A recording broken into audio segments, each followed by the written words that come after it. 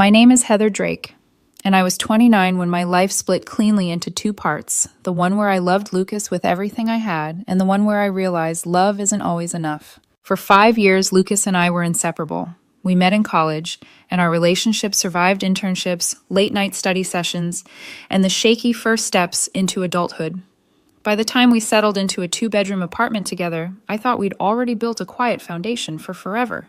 I wasn't flashy. I wasn't chasing clout or ambition measured in dollar signs. I was steady loyal. I had a dependable career as a financial analyst at a mid-sized firm, a small silver hatchback that got me from point A to point B, and a routine that felt comforting rather than suffocating. Lucas used to say he loved that about me, that I kept him grounded when the world spun too fast. But then came his friends. They weren't cruel in obvious ways. No, what made them dangerous was the subtlety. At first it was the little digs.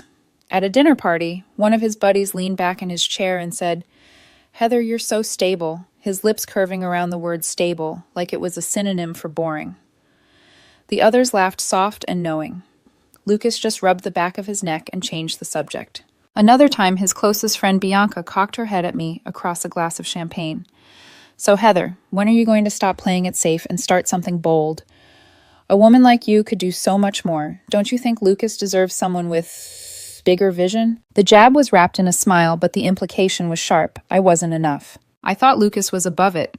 I thought he saw through the shallowness of their hustle culture, their obsession with designer brands, and curated Instagram lives.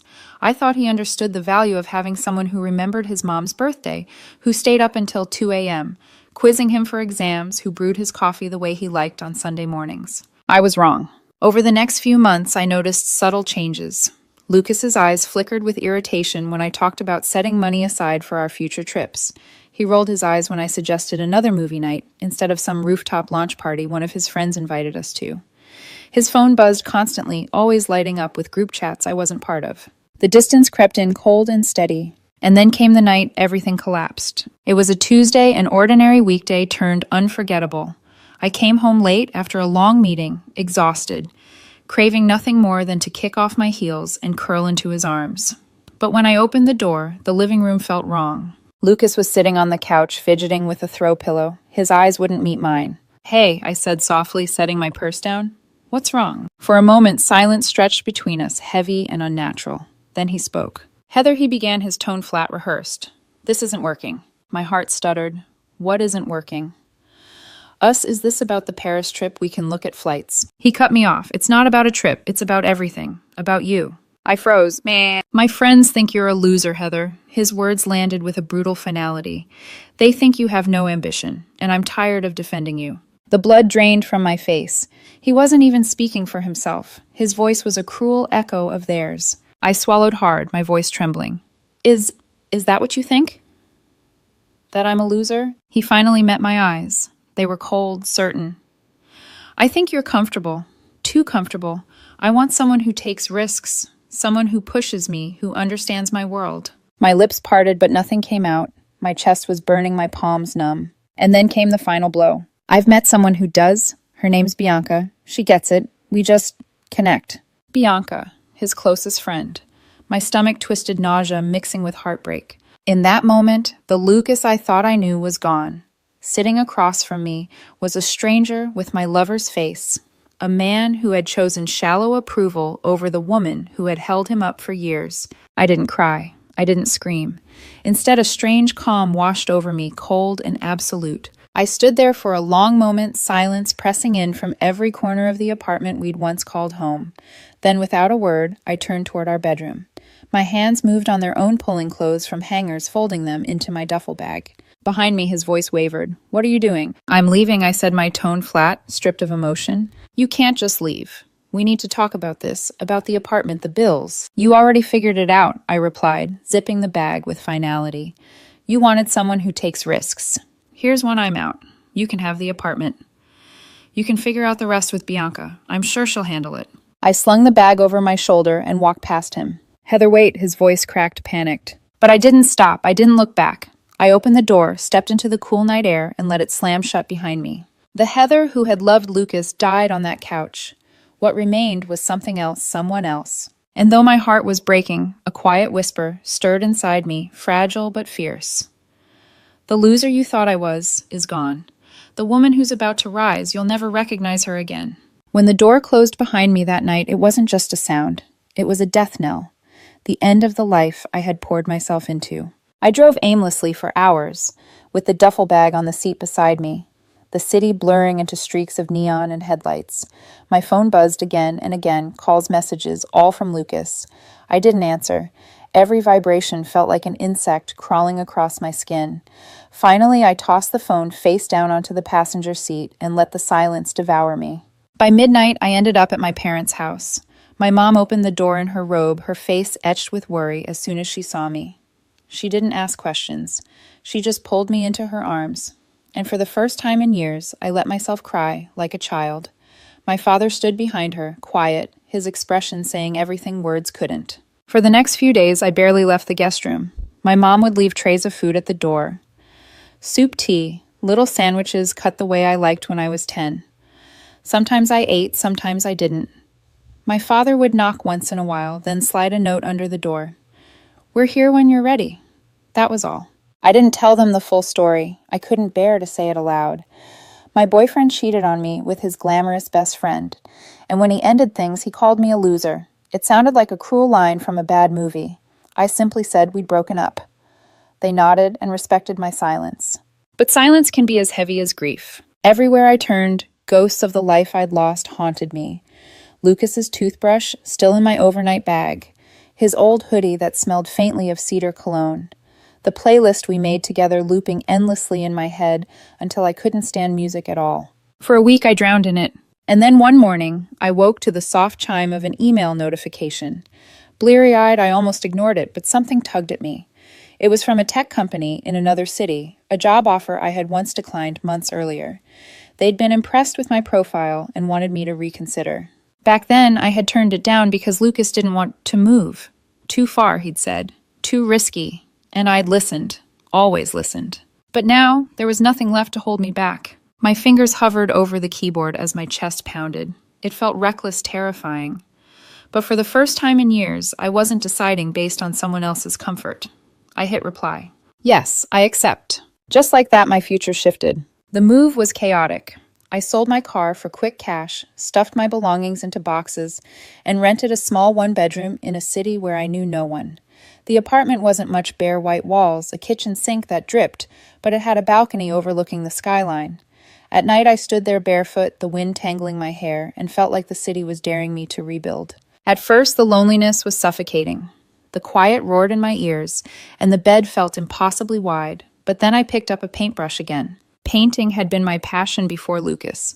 I'd once dreamed of showing my work in galleries, but somewhere along the way I traded canvases for spreadsheets, brushes for balance sheets. Lucas's friends used to laugh when I painted. Cute hobby, they'd smirk. And slowly I let it slip away. Now alone, I returned to it. The first stroke of acrylic on canvas was shaky, uncertain. The second was steadier. Soon my living room floor was littered with paint tubes, rags, and canvases stacked against the wall. Colors bled into each other under my hands, and I poured every ounce of grief, anger, and hope into them. Nights stretched into dawns. Some canvases came out raw and violent, thick, dark smears across white. Others glowed with bursts of gold and crimson, like fire cracking through shadows. Every piece was a confession I hadn't spoken aloud. Painting became my therapy. Each brushstroke felt like stitching pieces of myself back together. And slowly the silence stopped feeling like punishment. It became space, breathing room. At work, I pushed myself harder than ever. The job was demanding late nights, tough clients, but it was exhilarating. For once, my ambition wasn't about proving myself to Lucas or his friends. It was mine. Somewhere between the spreadsheets and the paint-stained nights, I realized something. The Heather who had begged for someone's approval no longer existed. The woman replacing her was sharper, bolder. Still a whisper lingered in the back of my mind.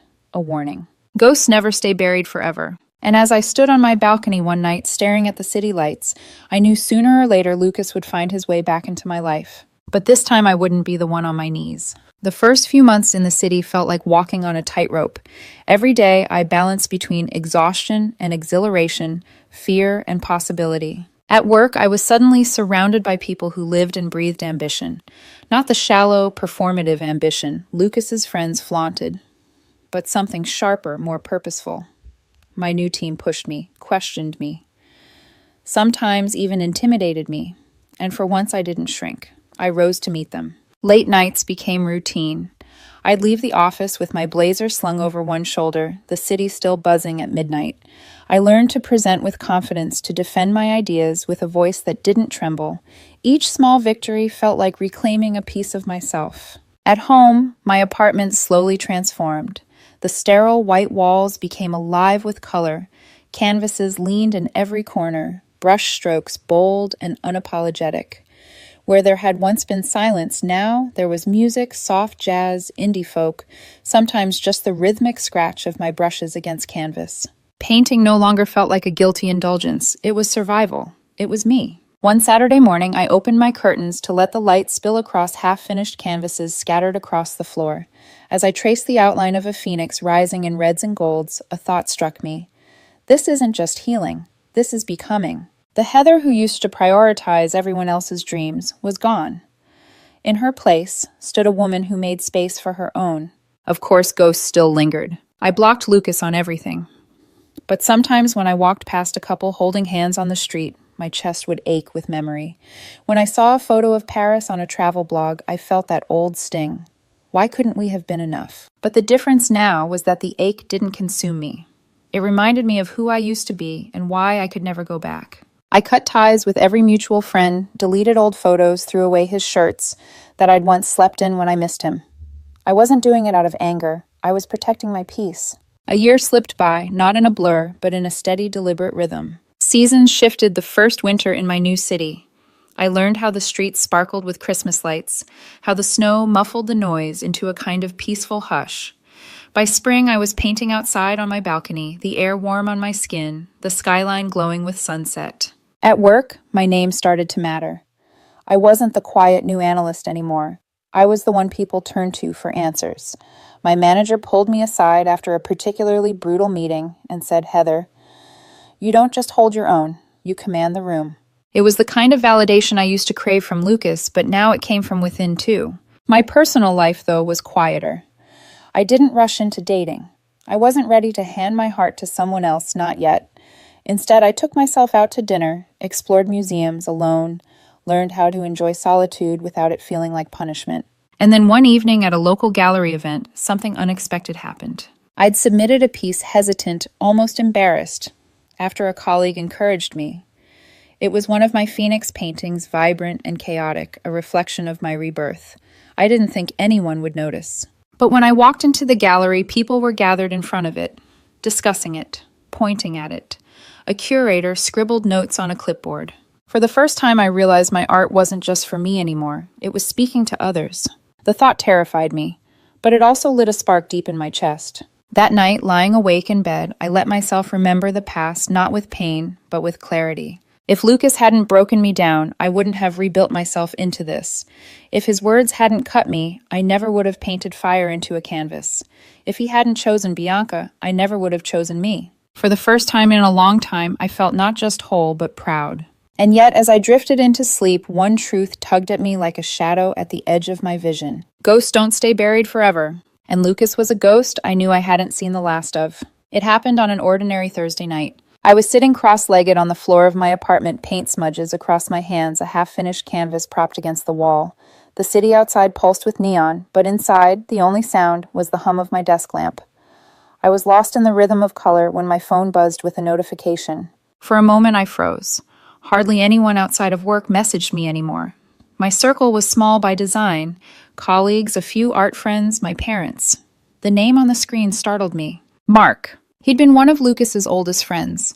Out of all of them, Mark was the least toxic, the one who sometimes threw me a sympathetic look when the others' jabs got too sharp. Still, we hadn't spoken since I disappeared.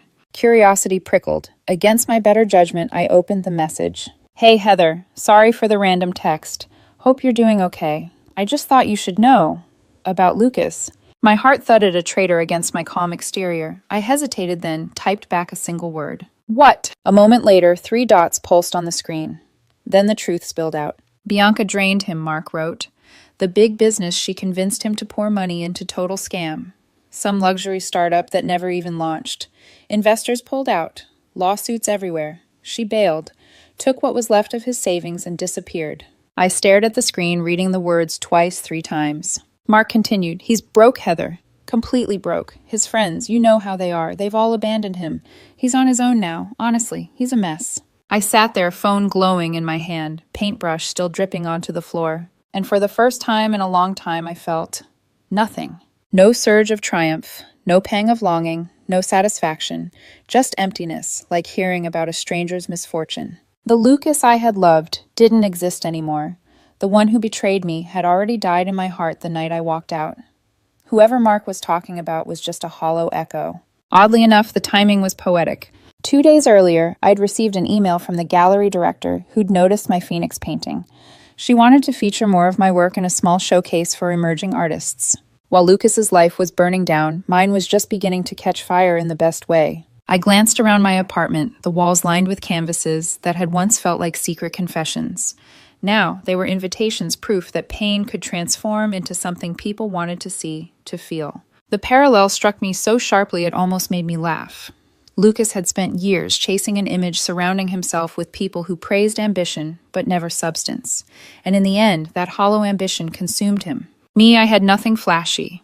Just paint on my clothes, calluses on my fingers, and a quiet kind of pride that no one could take away.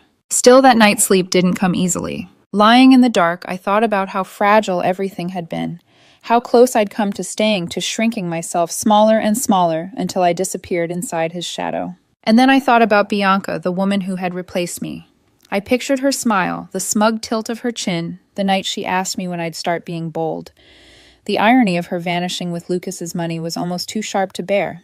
I should have felt vindicated, but instead all I felt was clarity. This wasn't my victory. This was his consequence. And yet a whisper of unease slid under my skin. Because if Lucas's world was collapsing, I knew where he might turn. To the woman he once dismissed as too safe. To the one he thought would always be there when everything else failed. Me. And I had no intention of being his safety net ever again. The first message came on a Tuesday morning. I was sipping coffee at my desk, skimming through quarterly reports when my phone buzzed with a number I didn't recognize. The text was simple. Hey, been thinking of you. Hope you're well. I didn't need to ask who it was. My chest tightened, but my hand was steady as I deleted the message without responding. By lunchtime, another came. I know I messed up, Heather. I've been through a lot lately. I miss our easy life. Easy life. That was what he called the 5 years I'd poured into us.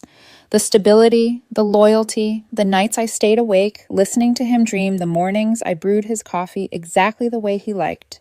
To him, it was easy. I blocked the number.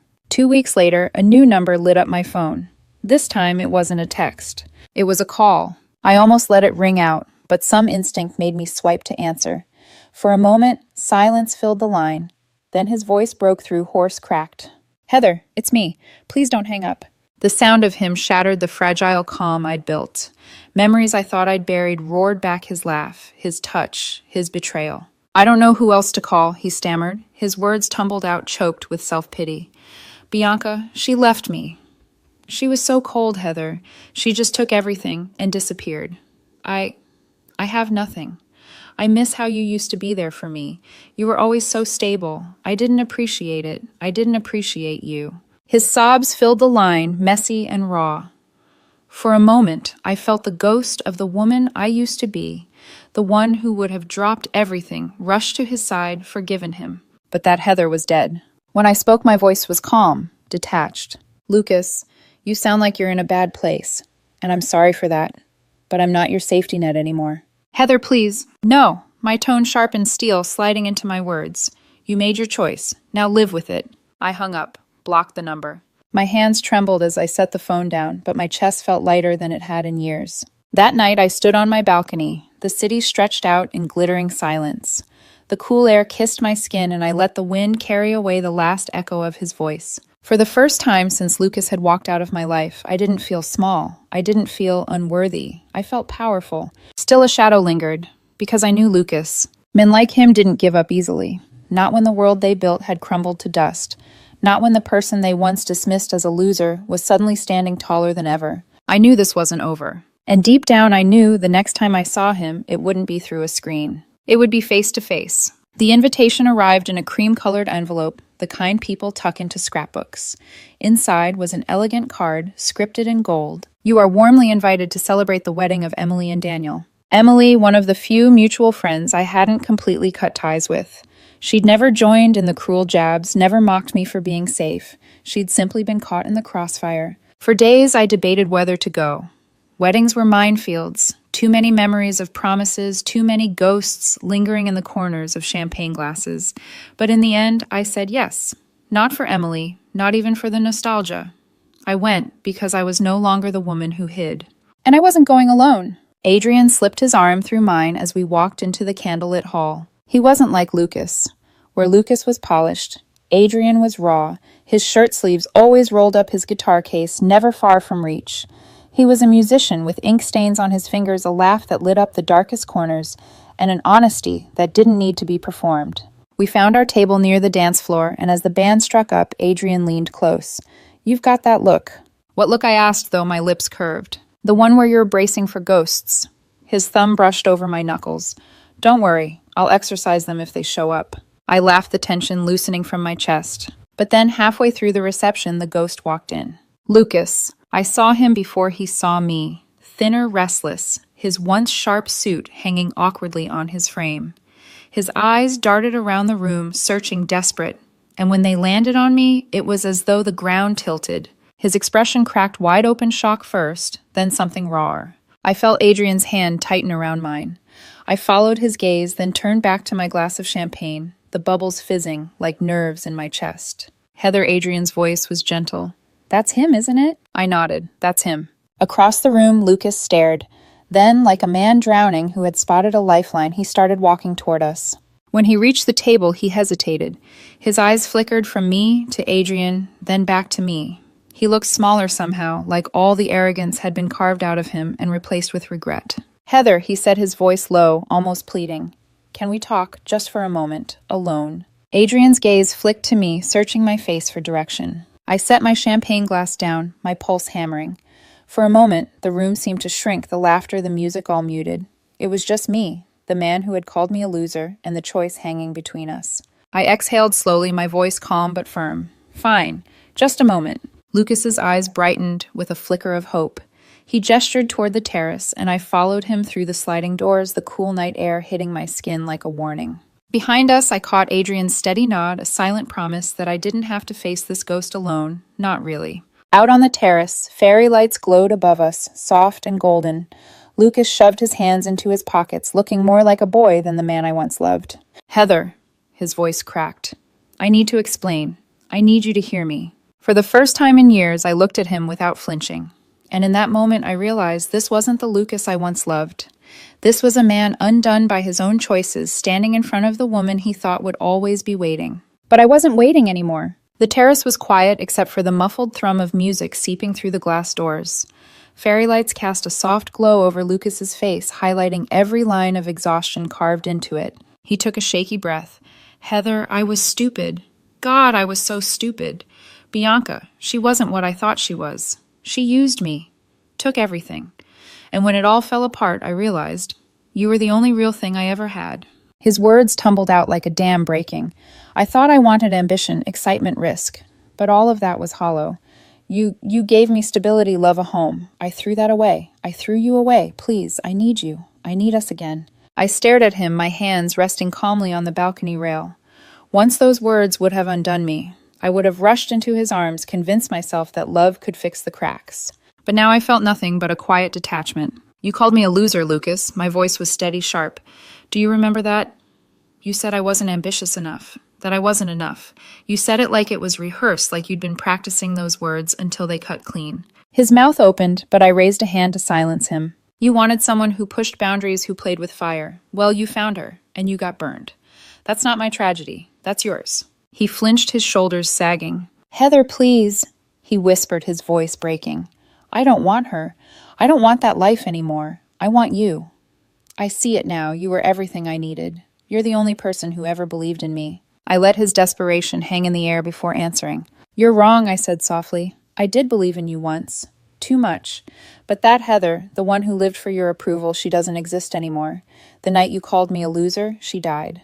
And in her place, someone stronger was born. His eyes glistened. Stronger. But you still love me. I know you do. I almost pitied him. Almost. No, Lucas, what I feel isn't love, it's clarity.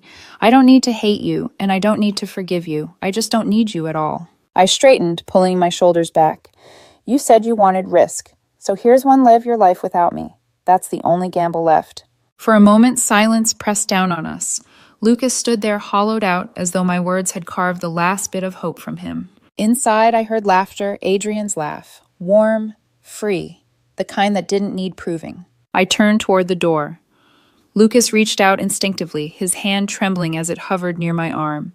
But he didn't touch me. He couldn't. Because he no longer had that right. I looked back just once, not with anger, not with longing, just with finality. You lost me, Lucas, and in losing me, I finally found myself. And with that, I walked inside. Adrian was waiting by the table, his eyes soft but steady.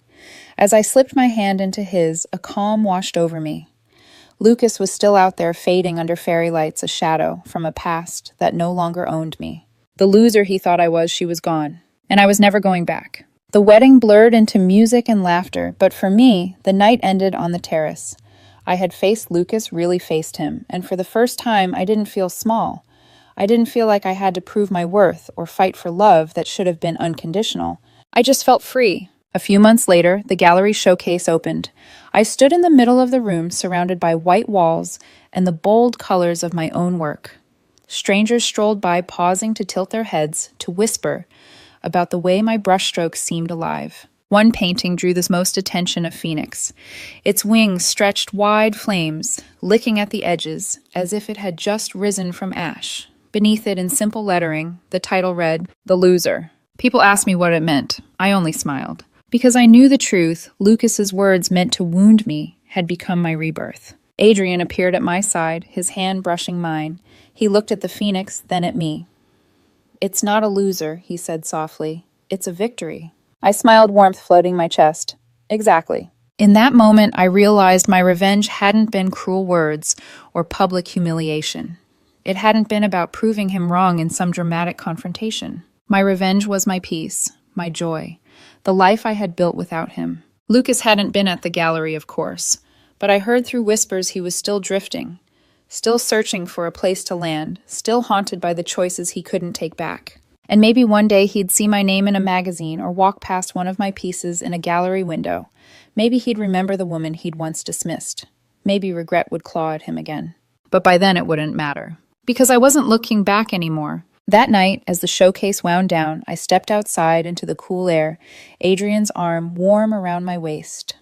Across the street, the city lights glittered like 1,000 little rebirths, and for the first time in years, I felt whole. Lucas was a ghost, fading into the background of a story that no longer belonged to him. And me. I was alive.